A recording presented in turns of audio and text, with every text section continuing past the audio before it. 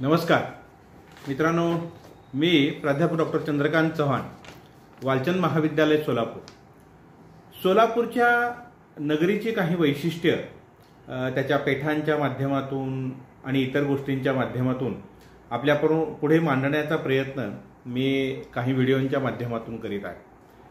खरं तर सोलापूरमध्ये वेगवेगळ्या वारांच्या नावाने जशा पेठा वसल्या त्याच पद्धतीने इतरही काही पेठा या सोलापूरमध्ये निर्माण झालेल्या होत्या आणि या पेठांमधून मोठ्या प्रमाणावर वेगवेगळ्या पद्धतीने व्यापार हा त्या कालखंडामध्ये चाललेला आपल्याला दिसून येतो.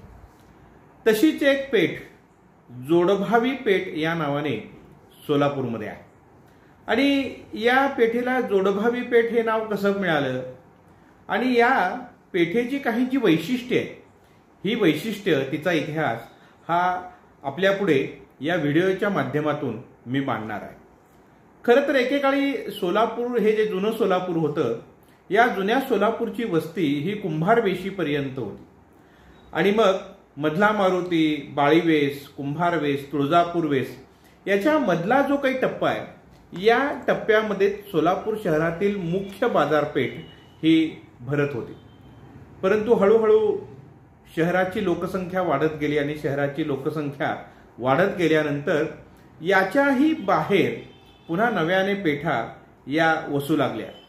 मुख्य शहराच्या बाहेर ही पेठ साधारण 1870च्या दरम्यान वसविली गेली आणि म्हणून शहराबाहेर असणारी पेठ म्हणून जोडभावी पेठेला बाहेर पेठ असंही म्हटलं जात होतं. आता या पेठेला जोडभावी पेठ हे नाव कसं मिळालं याचा देखील एक रंजक अशा प्रकारचा इतिहास आहे. आता सध्या सोलापूरमध्ये जोडभावी पेठ म्हणून ओळखल्या जाणाऱ्या परिसरामध्ये चाकोते पेट्रोल पंप आहे आणि या चाकोते पेट्रोल पंपाच्या ठिकाणी एक मोठीच्या मोठी विहीर पूर्वी होती आणि त्याला लागूनच माढेकर मंगल कार्यालय आहे आणि तिथे दुसरी मोठी विहीर होती. म्हणजे या जुळ्या विहिरी, एकाजवळ एक असलेल्या मोठ्या विहिरी एकत्रित असणारी अशा प्रकारची ही पेठ, म्हणून या पेठेला जोडभावी पेठ हे नाव प्राप्त झालं. म्हणजे दोन जुळ्या विहिरींमुळे, जवळजवळ असणाऱ्या विहिरींच्यामुळे या पेठेला जोडभावी पेठ हे नामाभिधान प्राप्त झालेलं आपल्याला पाहायला मिळतं.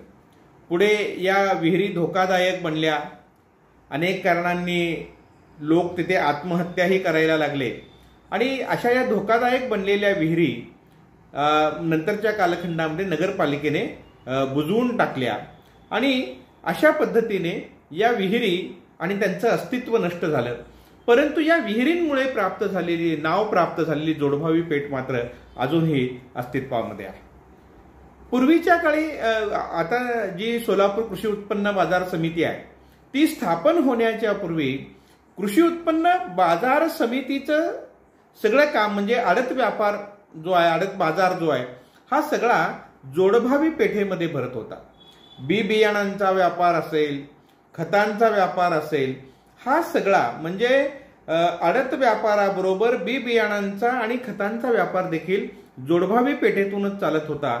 नंतरच्या कालखंडामध्ये तालुक्यांच्या ठिकाणी कृषी उत्पन्न बाजार समित्या निर्माण झाल्या, परंतु त्याच्या पूर्वी हा सगळा व्यापार तालुक्यातून येणाऱ्या, वेगवेगळ्या तालुक्यातून येणारे शेतकरी आपला आडत माल घेऊन इथं येत असत आणि आपल्या शेतासाठी लागणारी बी बियाणं असतील, खते असतील ती इथून घेऊन जात असत. म्हणजे सोलापूर जिल्ह्यातील आडत व्यापाराचं आणि त्याचबरोबर बी बियाणाच्या आणि खताच्या व्यापाराचं ठिकाण म्हणून जोडभावी पेठेला त्या काळामध्ये एक मोठं वैभव हे प्राप्त झालेलं होतं आणि शेती हाच मुख्य व्यवसाय असल्या कारणामुळे शेतीशी, शेती उत्पन्नाशी आणि शेतीच्या कसण्याशी निगडीत अशा प्रकारच्या सगळ्या गोष्टी इथे मिळत असल्या कारणामुळे जोडभावी पेठ ही खूप मोठ्या प्रमाणावर प्रसिद्धीस आलेली आणि मोठी गर्दी असणारी, लोकांची रेलचेल असणारी अशा प्रकारची पेठ ही बनलेली होती.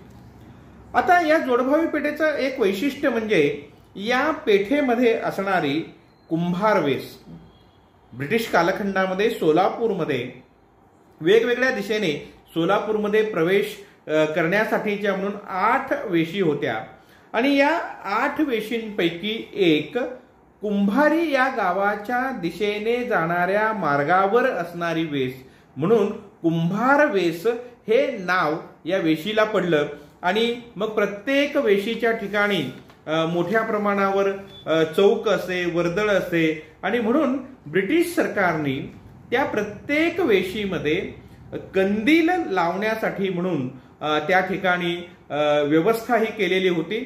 आज त्या कंदिलांच्या ठिकाणी विजेचे दिवे आले, परंतु काही वेशींमध्ये अजूनही ब्रिटिश काळामधील हे कंदील जे आहेत, कंदील लावण्याची ठिकाणे जी आहेत ती अस्तित्वामध्ये असलेली आपल्याला पाहायला मिळतात. कुंभार वेशीमध्येही ते आपल्याला पाहायला मिळतं.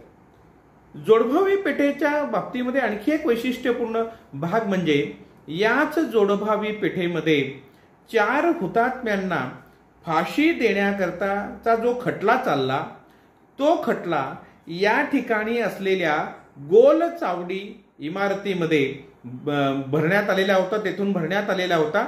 आता ही इमारत जी आहे ती गोल आकाराची असल्यामुळे त्या काळी तिथे पोलीस स्टेशन होतं आणि त्याला गोल चावडी असं म्हणत असत. आज तिथे महानगरपालिकेचा दवाखाना अस्तित्वात आहे.